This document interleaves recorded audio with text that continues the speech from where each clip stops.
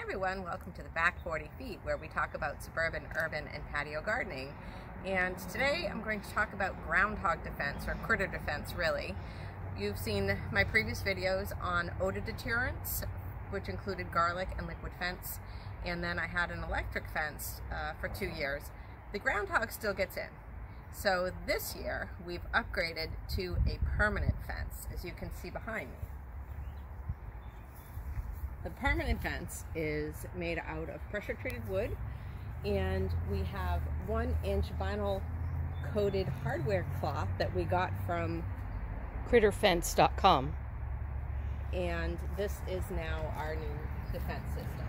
It's 4 feet tall, and we also had sunk the fence into the ground by a little over a foot to see if it would prevent the groundhog from digging underneath the fence as well.